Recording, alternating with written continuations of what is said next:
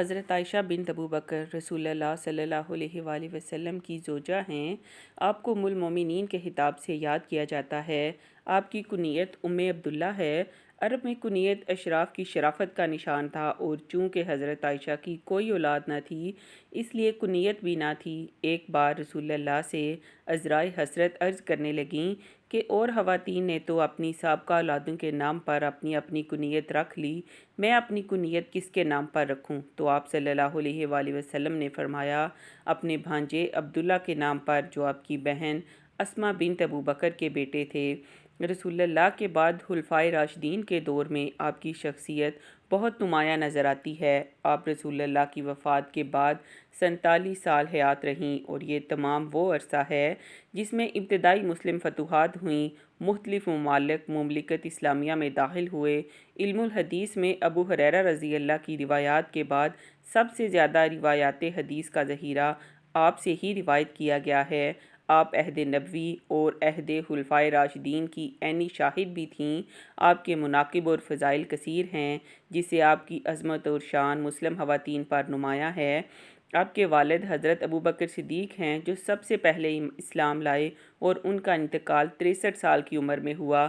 تب حضرت عائشہ کی عمر 22 سال تھی۔ آپ کی والدہ ام رومان زینب بنت عامر ہیں۔ آپ کی ولادت بعثت کے 5ویں سال شوال کے مہینے میں مکہ حجاز مقدس میں ہوئی۔ آپ بحالت مسلمانی پیدا ہوئیں، کیونکہ آپ کے والد ابو بکر آپ کی ولادت سے تقریباً 5 سال قبل اسلام لے آئے تھے۔ آپ کا بچپن مکہ مکرمہ میں ہی گزرا۔ غیر معمولی اشخاص اپنے بچپن میں ہی اپنی حرکات و سکنات اور نشو و نما میں ممتاز ہوتے ہیں۔ حضرت عائشہ کا بچپن بھی روشن اور سعادت مندی سے بھرپور گزرا۔ حضرت عائشہ کو لڑکپن میں کھیل کود کا شوق تو تھا، مگر 2 شوق مرغوب تھے: گڑیاؤں سے کھیلنا اور جھولا جھولنا۔ گڑیائیں تو مدید تک آپ کے پاس رہیں۔ آپ رضی اللہ فرماتی ہیں کہ میں گڑیاؤں سے کھیلا کرتی تھی۔ بعض اوقات رسول اللہ صلی اللہ علیہ وآلہ وسلم میرے پاس آتے، اور میرے پاس چھوٹی چھوٹی بچیاں بیٹھی ہوتی تھیں۔ جب آپ داخل ہوتے تو وہ بچیاں باہر نکل جاتیں، اور جب آپ تشریف لے جاتے تو وہ داخل ہو جاتیں، یعنی میرے پاس واپس آ جاتیں۔ جھولا جھولنے سے متعلق بھی کئی روایات سے معلوم ہوتا ہے کہ آپ کو جھولا جھولنا مرغوب تھا۔ سنن ابو داؤد میں ہے کہ رسول اللہ سے نکاح سے تھوڑی دیر قبل تک آپ جھولا جھول رہی تھیں، اور جھولا جھولنے میں اکثر آپ کی سانس پھول جایا کرتی تھی۔ عموماً ہر زمانے کے بچوں کا وہی حال ہوتا ہے جو آج کل کے بچوں کا ہے، کہ 7 یا 8 سال کی عمر تک تو انہیں کسی بات کا مطلق بھی ہوش نہیں رہتا، اور نہ وہ کسی بات کی تہ تک ہی پہنچ سکتے ہیں۔ لیکن حضرت عائشہ رضی اللہ لڑکپن میں بھی ایک ایک بات یاد رکھتی تھیں، ان باتوں کی روایت بھی کر دیا کرتی تھیں، اور ان سے اکثر احکام بھی استنباط فرما لیا کرتیں۔ اس کم سینی اور کم عمری میں ہوش مندی اور قوت حافظہ کا یہ حال تھا کہ ہجرت نبوی کے تمام واقعات بلکہ جزیات بھی یاد تھیں۔ آپ سے بڑھ کر کسی صحابی نے ہجرت کے واقعات کا تمام مسلسل بیان محفوظ نہیں رکھا۔ رسول اللہ صلی اللہ علیہ وآلہ وسلم کی پہلی زوجہ حضرت خدیجہ رضی اللہ ہیں۔ ان کی وفات کے بعد رسول اللہ غمگین رہنے لگے۔ جانثاران رسول کو بہت فکر لاحق ہوئی۔ مشہور صحابی عثمان بن مظعون کی زوجہ خولہ بنت حکیم رسول اللہ کے پاس آئیں اور عرض کی، یا رسول اللہ، آپ دوسرا نکاح کر لیں۔ آپ نے فرمایا، کس سے؟ خولہ رضی اللہ کہنے لگیں، بیوہ اور کنواری دونوں طرح کی لڑکیاں موجود ہیں، جس کو آپ پسند فرمائیں۔ آپ نے پوچھا، وہ کون ہیں؟ خولہ نے کہا، بیوہ تو سودا بنت زمعہ ہیں، اور کنواری ابو بکر کی بیٹی عائشہ۔ آپ نے ان دونوں سے بات کرنے کی اجازت دے دی تو حضرت خولہ پہلے حضرت ابو بکر کے گھر آئیں اور ان سے تذکرہ کیا۔ دور جہالت میں دستور تھا کہ جس طرح سگے بھائیوں کی اولاد سے نکاح جائز نہیں، اسی طرح عرب اپنے منہ بھولے بھائی کی اولاد سے بھی شادی نہیں کیا کرتے تھے۔ اس بنا پر حضرت ابو بکر نے کہا، خولہ، عائشہ تو ان کی بھتیجی ہے، آپ سے اس کا کیوں کر نکاح ہو سکتا ہے؟ خولہ نے آپ سے استفسار کیا تو آپ صلی اللہ علیہ وآلہ وسلم نے فرمایا، ابو بکر میرے دینی بھائی ہیں، اور اس قسم کے بھائیوں سے نکاح جائز ہے۔ حضرت ابو بکر کو جب یہ معلوم ہوا تو انہوں نے قبول کر لیا، لیکن اس سے قبل حضرت عائشہ کی نسبت جبیر بن مطعم کے بیٹے سے ہو چکی تھی، اس لیے ان سے پوچھنا بھی ضروری تھا۔ حضرت ابو بکر نے جبیر سے جا کر پوچھا کہ تم نے عائشہ کی نسبت اپنے بیٹے سے کی تھی؟ اب کیا کہتے ہو؟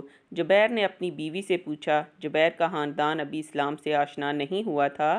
اس کی بیوی نے کہا کہ اگر یہ لڑکی ہمارے گھر آ گئی تو ہمارا بچہ بے دین ہو جائے گا، ہم کو یہ بات منظور نہیں۔ حضرت عائشہ کا جب رسول اللہ سے نکاح ہوا تو آپ کی عمر 6 سال تھی، تب رسول اللہ کی عمر مبارک 49 سال تھی۔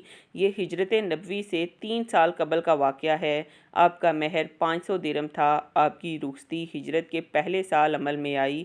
اس وقت آپ کی عمر مکمل 9 سال تھی۔ تابعی عروہ بنت زبیر نے حضرت عائشہ سے نکاح کے متعلق پوچھا تو آپ نے بیان فرمایا کہ جب نبی نے مجھ سے نکاح کیا تو میں بچیوں کے ساتھ کھیل رہی تھی۔ مجھے معلوم نہ تھا کہ رسول اللہ نے مجھ سے نکاح کر لیا ہے، حتیٰ کہ مجھے میری والدہ پکڑ کر گھر میں لے گئیں اور گھر ہی میں مجھے روک دیا۔ اب مجھے خیال آیا کہ میرا نکاح ہو گیا ہے۔ میں نے اس بارے میں اپنی والدہ سے نہیں پوچھا۔ ہاں، انہوں نے خود ہی مجھے بتا دیا کہ تمہارا نکاح ہو گیا ہے۔ تابعہ عمرہ بنت عبد الرحمن نے حضرت عائشہ سے سنا، آپ فرماتی تھیں کہ نبی نے مجھ سے شوال میں ہجرت سے 3 سال قبل نکاح کیا۔ اس وقت میں 6 سال کی تھی۔ پھر آپ ہجرت کر کے مدینہ آئے اور ہجرت سے 8ویں ماہ آپ نے مجھ سے بیاہ کیا، یعنی رخصتی اور خلوت کے وقت میں 9 سال کی تھی۔ بہت سے مسلمان مصنفین نے حضرت عائشہ کی عمر کا حساب ان کی بہن اسما کی عمر کی معلومات سے بھی نکالا ہے، جس کے مطابق شادی کے وقت ان کی عمر 13، 17 یا 19 سال کے درمیان میں تھی۔ ایسی تمام روایات جو کتب احادیث میں ملتی ہیں کا جائزہ لیا جائے تو عمر 12 سال ہی نکلتی ہے۔ اس وقت رسول اللہ کی عمر مبارک 53 سال تھی۔ اس لحاظ سے حضرت عائشہ رسول اللہ صلی اللہ علیہ وآلہ وسلم کی خدمت میں تقریباً 9 سال رہیں۔ بکثرت احادیث میں آیا ہے کہ نکاح سے قبل رسول اللہ نے خواب میں دیکھا کہ ایک فرشتہ ریشم کے کپڑے میں لپیٹ کر آپ کے سامنے کوئی چیز پیش کر رہا ہے۔ پوچھا کیا ہے؟ جواب دیا کہ آپ کی زوجہ ہیں۔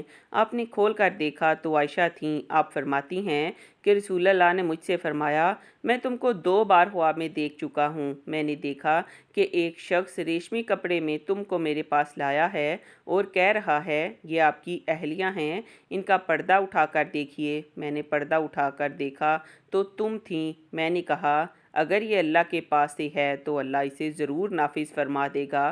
حضرت عائشہ فرماتی ہیں کہ جبرائیل امین ریشم کے سبز کپڑے میں ان کی تصویر لے کر رسول اللہ کی بارگاہ میں حاضر ہوئے اور عرض کیا، یا رسول اللہ، یہ دنیا اور آخرت میں آپ کی اہلیہ ہیں۔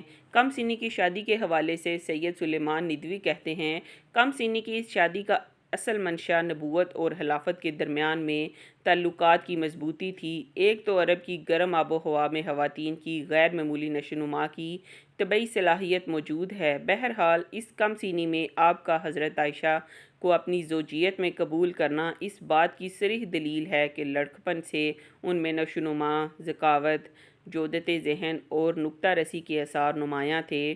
ہجرت مدینہ کے بعد حضرت عائشہ اپنے زیزوں کے ساتھ بنو حارث بن خزرج کے محلہ میں اتریں اور 7 یا 8 مہینوں تک اپنی والدہ کے ساتھ رہیں۔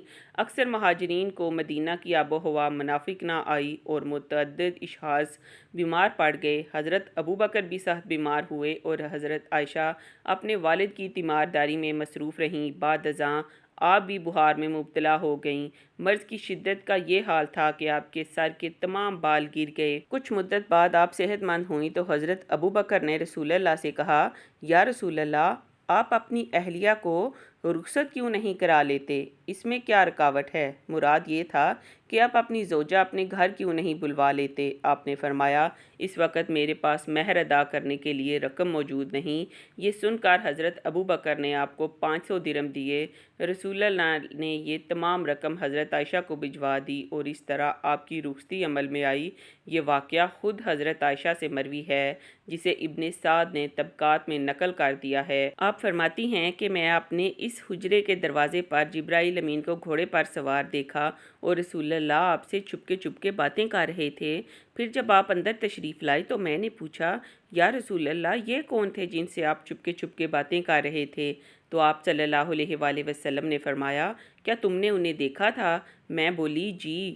تو آپ نے فرمایا، تم نے انہیں کس کے مشابہ پایا؟ میں بولی، دحیہ کلبی کے۔ فرمایا، تم نے فراوانی کے ساتھ خیر دیکھی؟ وہ جبرائیل تھے۔ تھوڑی دیر کے بعد آپ نے فرمایا، عائشہ یہ جبرائیل ہیں، تم کو سلام کہہ رہے ہیں۔ میں نے سلام کا جواب دیا اور بولی، اللہ تعالیٰ اس آنے والے کو بہتر صلہ عطا فرمائے۔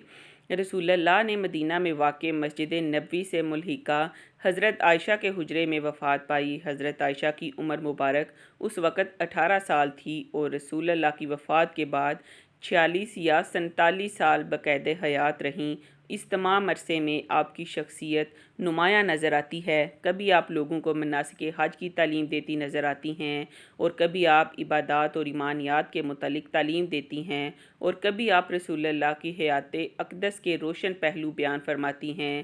گویا اس تمام مدت میں آپ کی شخصیت محور و مرکز بنی ہوئی تھی اور تمام مملکت اسلامیہ میں آپ بحیثیت مرکز اور محور تسلیم کی جاتی تھیں۔ خلافت راشدہ کے اہتمام پر اور اموی خلافت کے زمانے میں یہ شان جلالت اوج کمال پا رہی۔ حرم نبوت کی یہ شمع اپنی آب و تاب سے ملت اسلامیہ کو ہر وقت روشن کرتی رہی۔ اس بات کا اندازہ اس سے کیا جا سکتا ہے کہ جس روز آپ کا انتقال ہوا تو مدینہ میں لوگوں کی کثرت کی وجہ سے عید کا گمان ہونے لگا تھا۔